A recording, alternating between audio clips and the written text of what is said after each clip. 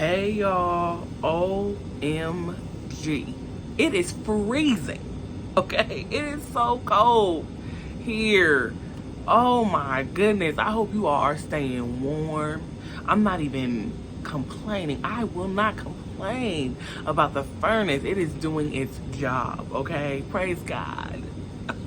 It is so cold, y'all. I had to shovel today and do a couple things, run and get something for my mom. And I'm like, if you don't have to be out there on the roads, please don't go out there on the roads. Please stay inside. Please stay warm. Whew. Chilly, chilly, chilly. My car at one point, I think, said -3 degrees, right? And we know this is, as the news is saying, the coldest winter, coldest Christmas that we have had in, 4 years? Y'all just stay safe and do your best to stay warm. Frostbite is real. Stay wrapped up. Please stay wrapped up. So I'm not gonna be on here long because I'm trying to stay warm myself. But consistency is key, right? Okay. So let's get into it. We opened the church culture series. We spoke about kindness and we talked about environment and just what type of church culture are you creating for the people that are already there, right? And that opens us to this new and third part of the series, which is who are you serving?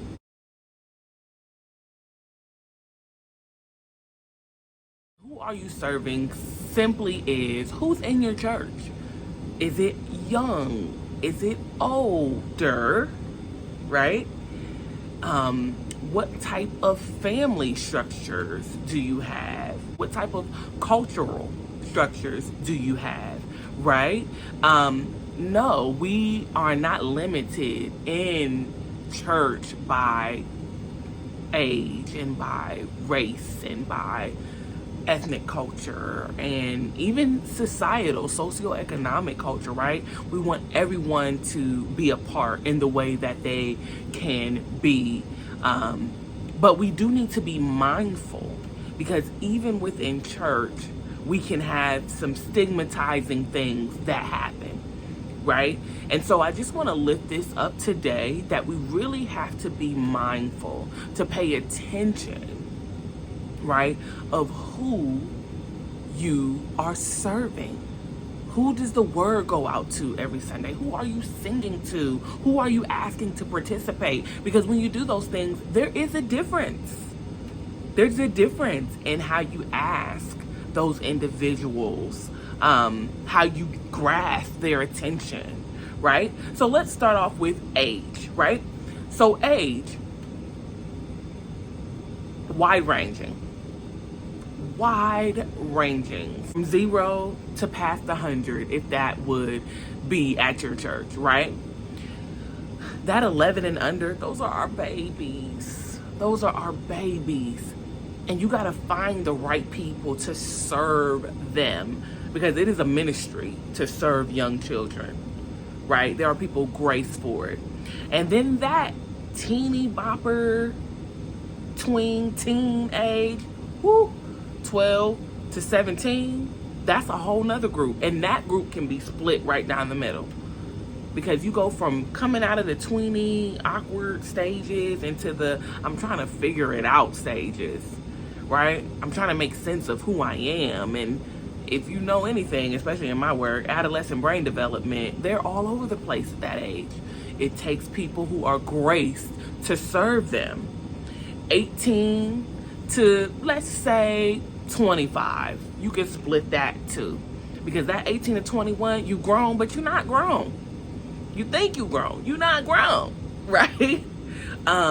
And then the 22 to 25, you at that point are kind of figuring out, this is what I would like my life to look like.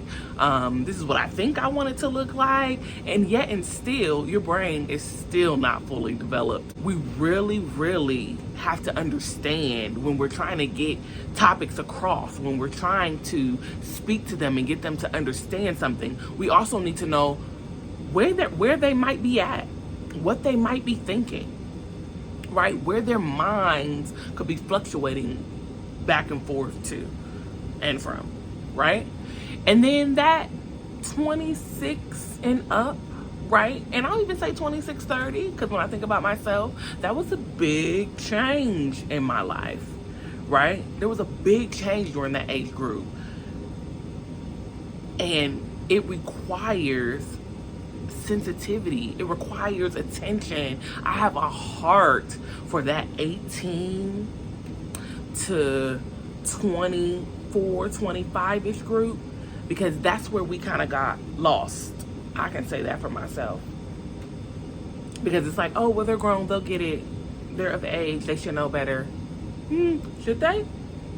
Should they? They still need support. And even though they might be like, I don't need it, I'm grown, I can do what I want to do.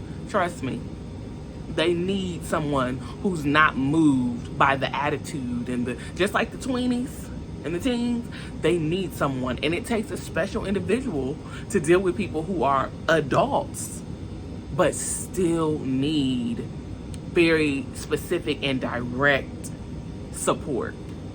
And then of course, you're 31 and up.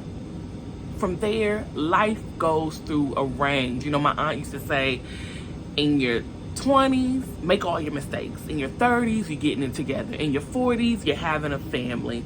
In your 50s, you're enjoying that family. In your 60s, you're getting ready to relax and calm down, and enjoy the fruits of your labor. And by 60, hopefully you're retiring, right? I plan to do that much earlier, but, she said that to me as a young person, and I never understood why she was just so adamant about, don't rush yourself, because it's going to come. It's going to shift. Age is going to change, right? But take it in grace, take it in stride. And so it's so important that whether we're serving people in their 30s, their 40s, 50s, 60s, 70s, and up, and of course the babies I talk to, that we understand the way we deal with technology is going to be different. The way we deal with each other is going to be different. That's going to be a big one in the communication session or section of the series, right? Which will be after this.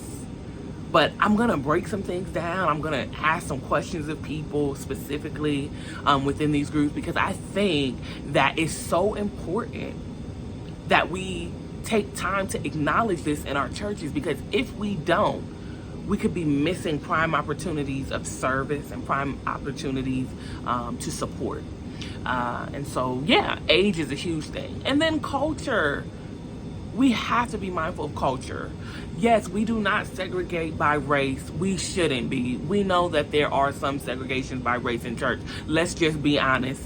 And we know that the way church has split and organizations were formed, and that's a whole session that my mom, I'm telling y'all, I'm gonna get her on here because she's a great teacher and she shares some great information where you just go, oh, so that's why.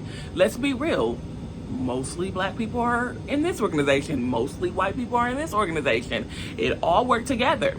And that's why I love when I see new churches that are not even on that, but still mindful of it.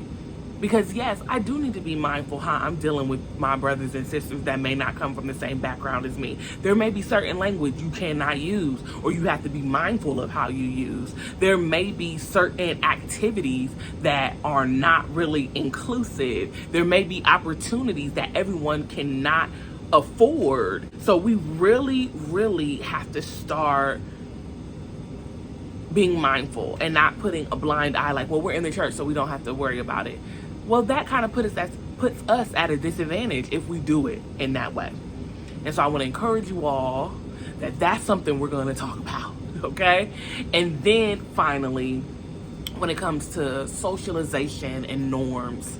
I really want to lift this up because this is something that a lot of people are just afraid to talk about. And I mentioned it a little bit in the last video, and I want to lift it up here. When it comes to the LGBTQIA plus community, all the things that we're socialized on in the news, right? Number one, we need to be mindful and pray and ask God to help us to have wisdom in how to navigate it all. And in that navigation, how we speak to those things and how we deal with them. And for everyone, it may be different, but you have to know how God is leading you to deal with a thing, how he's directing you to deal with it. And so I want to lift these things up because we get afraid sometimes to talk about it. And I think we just have to create the space, bring in the professionals, ask the people who do the work on a daily basis, right? How do I handle, how do we engage, when we encounter them at our churches? Because if we don't, again, we're missing opportunities of service and support. And so we're going to get into it. But like I said, this is just the intro of this section. Who are you serving? And so I can't wait to talk to you all in the next videos.